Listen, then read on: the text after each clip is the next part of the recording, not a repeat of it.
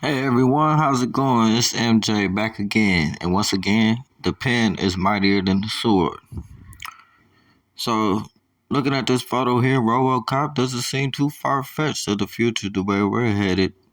We covered graphene oxide, now I want to cover more into the nanoparticles in the Neuralink that could turn humans into machines. See, back when I used to speculate about robots and all that stuff, I used to speculate, well, robots will take over and that'll be that, or whatever, just speculated. But it looks like the humans may turn into a machine more than they'll have to build. They don't even have to build robots because people will willingly become robots just so they could live longer or they could stop being a paraplegic. I'll show you more in this video, but this is a video explaining nanobots. These are the legs of a tiny army of robots. So small, they are dwarfed by a single-celled paramecium. 50 years of development in microelectronics have given us a fantastic array of tiny computer systems. But that is only half the puzzle. A robot also needs to move. And now, researchers have created a brand new type of actuator which can do it, giving the tiny brains some brawn. Up until now, making moving parts at the micron scale has proven tricky. Conventional designs often don't function very well when they are that small, while others work, but rely on mechanisms like magnetism which can't be easily integrated into existing electronic systems. But the new design, called a surface electrochemical actuator, can be fabricated using similar processes to those used to produce microchips. That means the tiny legs can be added directly to the devices that control them. To make the legs, a 7 nanometer thick sheet of platinum is coated on one side with an inactive material like graphene. The legs are then patterned using a technique called lithography, and the excess material is removed. In order to work, the legs need to be in water, but the concept is relatively simple. When a current is passed through the platinum, charged water particles are attracted to the uncoated surface. The force of these particles binding to the metal creates stress on one side of the sheet, and that is what makes it bend. By reinforcing sections of the sheet, the bending can be controlled more specifically, and voila, a tiny robot leg. The robots are equipped with 2 minuscule solar cells. By shining a laser on each one, researchers can create the voltage which activates the front or back legs. These new actuators allow the tiny circuit to move, and because they are created using the same well-understood manufacturing processes as semiconductor electronics, their production can be easily scaled, making millions of tiny robots at the same time. Swarms of robots so small that they can be injected through a hypodermic syringe and collect. Alright, so there's a video about explaining nanobots and nanoparticles and also how they could get into your body. And it's just crazy. Now, check this out. Application of nanotechnology in medicine currently being developed involves employing nanoparticles to deliver drugs, heat, light, or other substances to specific types of cells. Alright, so long story short, they have ways of getting these nanoparticles into your body. What else would they like to want to put in your body to transform you into a superhuman, quote unquote? So, check this video out. How would you like to become a superhuman, or at least a better version of yourself? As usual, Elon Musk has some ideas on how you can do that. He believes you can achieve this by implanting a chip in your head. This is no joke, as Musk has been testing chip brain implants in animals and is now testing them on humans using Neuralink technologies. What is Neuralink, how will Musk implant the chip in human brains, and what will Musk achieve with Neuralink? Join us as we dive into how Musk is finally testing Neuralink on humans. Many of us have had moments we wished for more brain power, perhaps to tackle a difficult school assignment, multitask to be able to meet deadlines, or learn some concepts in a very limited time.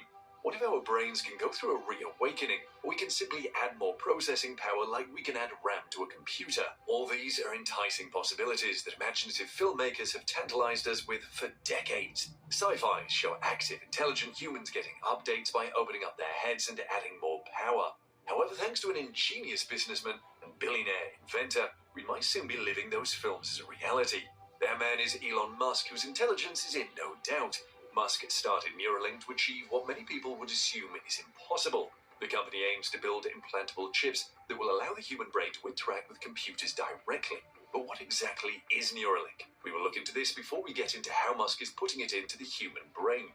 Neuralink is a gadget that will be surgically inserted in the brain using robotics by neurosurgeons. In this procedure, a chipset called the link is implanted in the skull. It has a number of insulated wires connected from the electrodes that are used in the process. This device can then be used to operate smartphones and computers without having to touch it.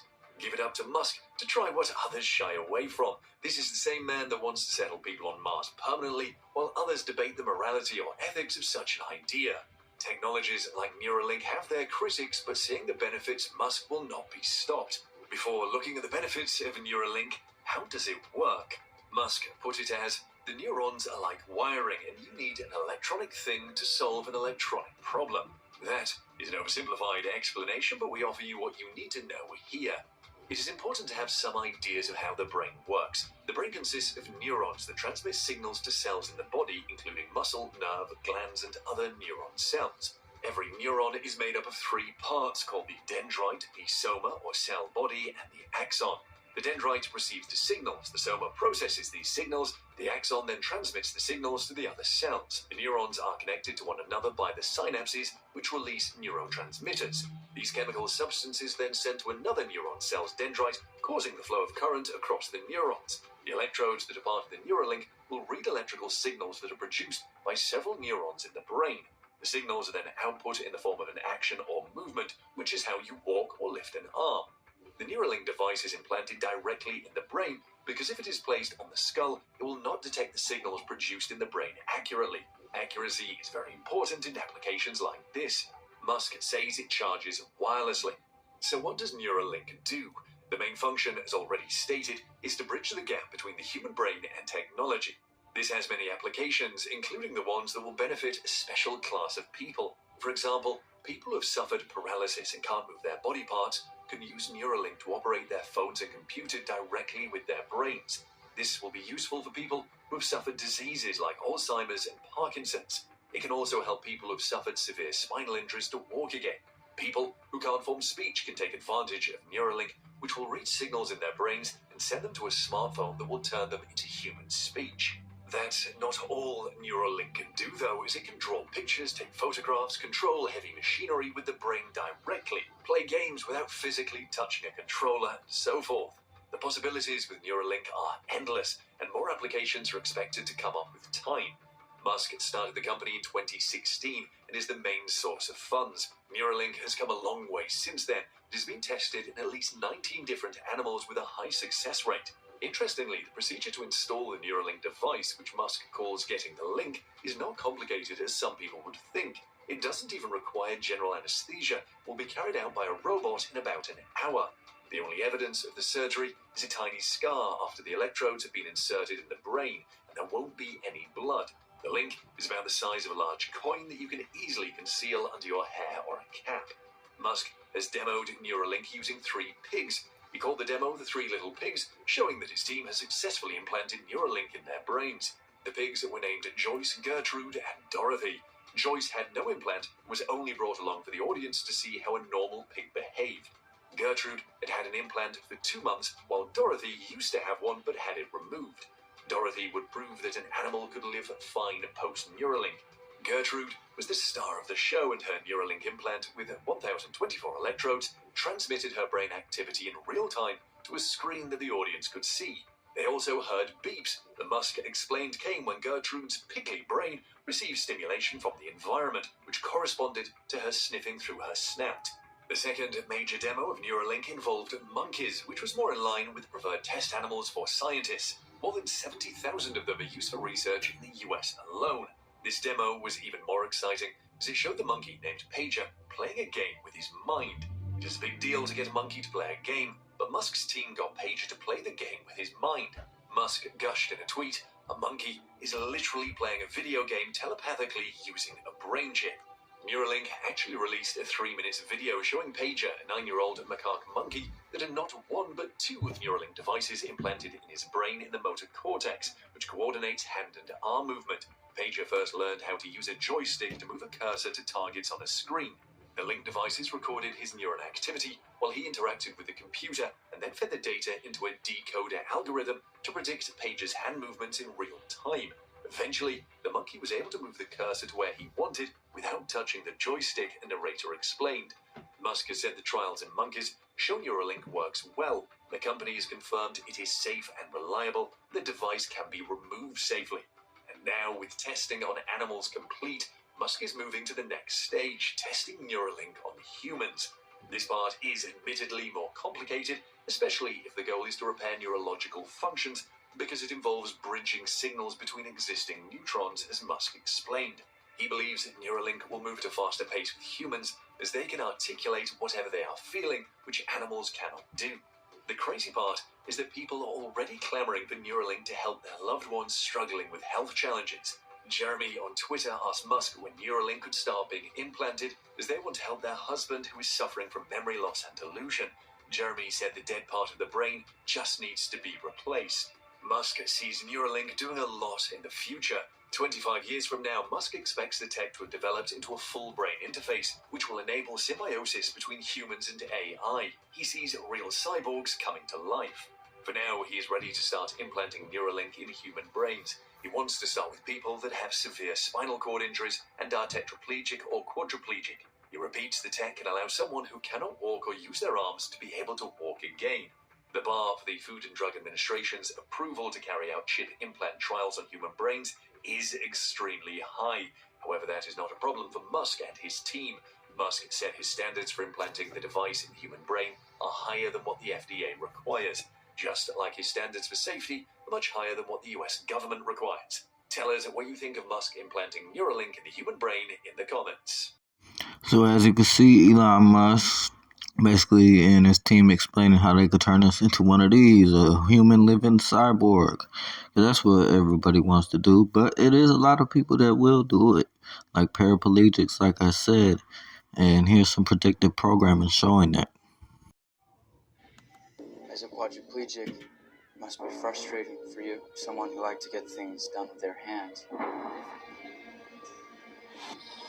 Here's the thing. 4 guys murdered my wife. If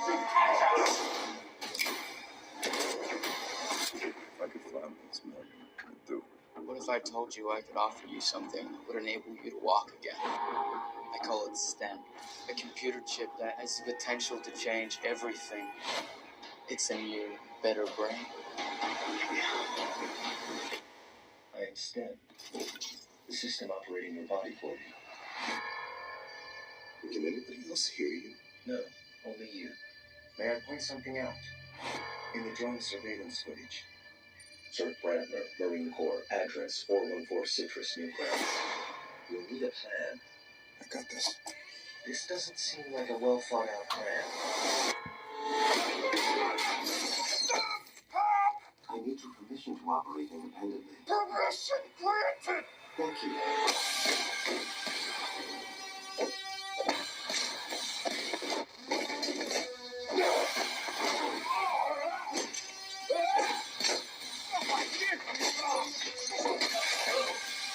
Stay down, man. Sam, he's got a knife! I see that. We have a knife too. You now have full control again, Gray. If